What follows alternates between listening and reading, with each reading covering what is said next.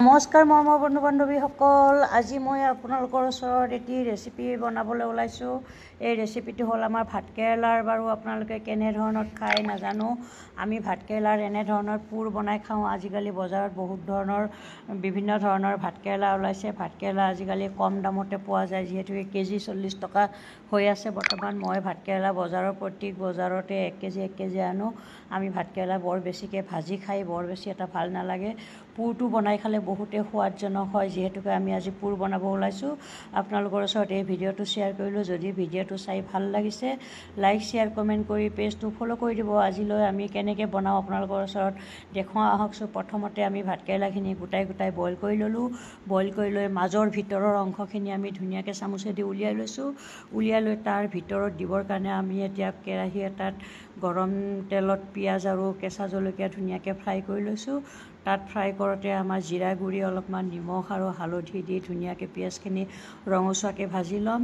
ৰঙচুৱাকৈ ভাজি লোৱাৰ পিছত ইয়াতে আমি আলু 3টা বইল কৰি লৈছিলোঁ। এই আলু 3টা আৰু ভাতকেৰেলা এটা মোহাৰি পেলাই ধুনীয়াকৈ আমি তাত ফ্ৰাই কৰি ল'ম। সেই ফ্ৰাইখিনি আমি নমোৱাৰ পিছতে আমি তাৰপিছত কেনেকৈ বনাওঁ আপোনালোকে চাই থাকক। এই আলুখিনি পিটিকা কৰি লৈছোঁ, যিহেতুকে তেলত ধুনীয়াকৈ ফ্ৰাই কৰিম। ফ্ৰাই কৰাৰ পিছত তাত আপোনালোকে আৰু ধনিয়া পাতো দিব পাৰে। এতিয়া যিহেতুকে ধনিয়া পাত মোৰ হাতত নাই, সেইকাৰণে সুদা আলুখিনিকে এনেকৈ ধুনীয়াকৈ ফ্ৰাই কৰি ল'লোঁ। আলুখিনি ফ্ৰাই কৰি লোৱাৰ পিছতে ধুনীয়াকৈ নমাই থ'ম। নমাই থৈ এই ভাতকেৰেলাৰ যে খোলকেইটা উলিয়াই থৈছিলোঁ, তাৰ কাৰণে আমি এটা লেপ বনাব লাগিব। পিঠাগুড়ি আৰু আটা, জলকীয়া গুড়ি, ধনিয়া গুড়ি, জিৰা গুড়ি, মিট মছলা, নিমখ, হালধি দি আমি এটা পেষ্টটোৰ দিবৰ কাৰণে আমি জোল বনাই ল'লোঁ। এইটো ঘোল এটা বনাই ল'লোঁ। এই ঘোলটো আমাক, যিহেতুকে আমি তাত ছাইডবিলাকত আলু ভৰাই দিয়াৰ পিছত খালী হৈ থাকে, আলুখিনি ওলাই যাব পাৰে, সেইকাৰণে আমাক এই ঘোলটো দৰকাৰ হয়।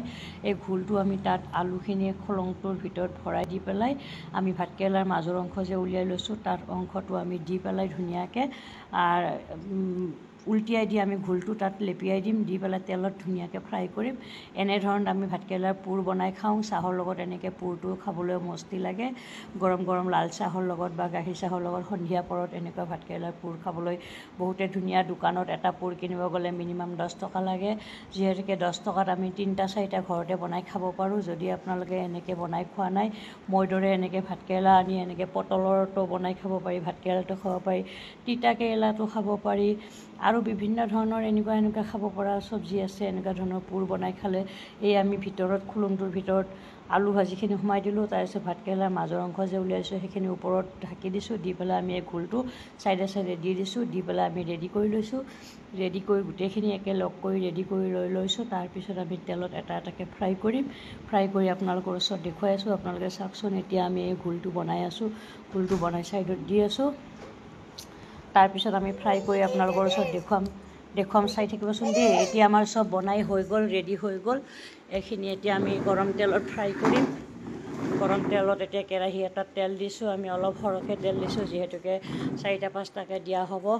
আমাৰ আজি 10টা হৈছিলে। 10টা এটা আমি আলুৰ লগত ভাজি দিলোঁ এফাল, আৰু 9টা ফাল আমি এনেকৈ ভাতকেৰেলাৰ পুৰ বনালোঁ। যিহেতুকে একবাৰতে আমি 4টা-5টাকৈ দি ফ্ৰাই কৰি আছোঁ।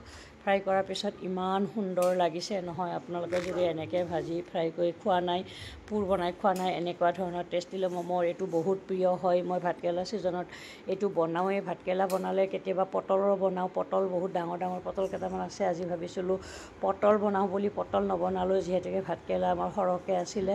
যোৱা মঙলবাৰে বজাৰত মই 1 কেজি ভাতকেৰেলা আনিলোঁ। ভাতকেৰেলা কেইটামানহে ভাজি খোৱা হৈছে। এতিয়া মিনিমাম 15-20টামান ভাতকেৰেলা আছিল। আজি 6টা ভাতকেৰেলা বইল কৰিলোঁ। 6টা ভাতকেৰেলা বইল কৰি বৰ্তমান আমি এনেকৈ পুৰ বনাই লৈছোঁ। আপোনালোকে পুৰটো কেনেকুৱা লাগিছে কমেণ্ট কৰি জনাবচোন। আজিলৈ ভিডিঅ'টো ইয়াতে সামৰিছোঁ। Bye bye.